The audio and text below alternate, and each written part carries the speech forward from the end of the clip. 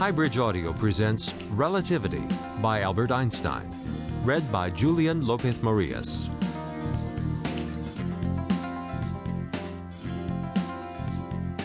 Written in 1916, Relativity introduced lay readers to the remarkable perspective which had overturned theoretical physics. Einstein's genius was to express this perspective in understandable terms. Concepts of time and space could now relate intrinsically in a relativistic viewpoint that stretched the imagination. And now, Relativity by Albert Einstein. Preface. The present book is intended, as far as possible, to give an exact insight into the theory of relativity to those readers who, from a general scientific and philosophical point of view, are interested in the theory, but who are not conversant with the mathematical apparatus of theoretical physics. The work presumes a standard of education corresponding to that of a university matriculation examination, and despite the shortness of the book, a fair amount of patience and force of will on the part of the reader. The author has spared himself no pains in his endeavor to present the main ideas in the simplest and most intelligible form, and on the whole in the sequence and connection in which they actually originated. In the interest of clearness, it appeared to me inevitable that I should repeat myself frequently without paying the slightest attention to the elegance of the presentation. I adhered scrupulously to the precept of that brilliant theoretical physicist L. Boltzmann, according to whom matters of elegance ought to be left to the tailor and to the cobbler. I make no pretense of having withheld from the reader difficulties which are inherent to the subject. On the other hand, I have purposely treated the empirical physical foundations of the theory in a stepmotherly fashion, so that readers unfamiliar with physics may not feel like the wanderer who was unable to see the forest for trees. May the book bring someone a few happy hours of suggestive thought. The physical meaning of geometrical propositions.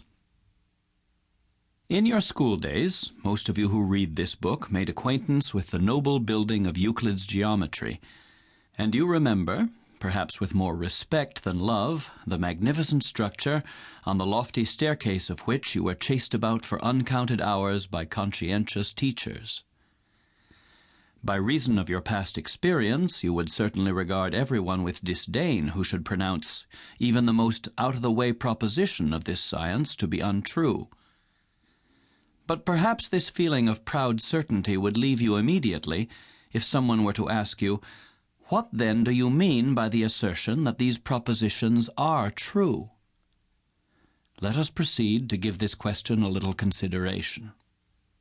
Geometry sets out from certain conceptions such as plane, point, and straight line, with which we are able to associate more or less definite ideas, and from certain simple propositions, axioms, which, in virtue of these ideas, we are inclined to accept as true. Then, on the basis of a logical process, the justification of which we feel ourselves compelled to admit, all remaining propositions are shown to follow from these axioms. That is, they are proven. A proposition is then correct, true, when it has been derived in the recognized manner from the axioms.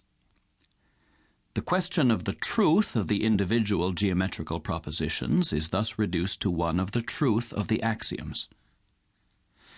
Now, it has long been known that the last question is not only unanswerable by the methods of geometry, but that it is in itself entirely without meaning. We cannot ask whether it is true that only one straight line goes through 2 points. We can only say that Euclidean geometry deals with things called straight lines, to each of which is ascribed the property of being uniquely determined by 2 points situated on it. The concept true does not tally with the assertions of pure geometry, because by the word true we are eventually in the habit of designating always the correspondence with a real object. Geometry, however, is not concerned with the relation of the ideas involved in it to objects of experience, but only with the logical connection of these ideas among themselves.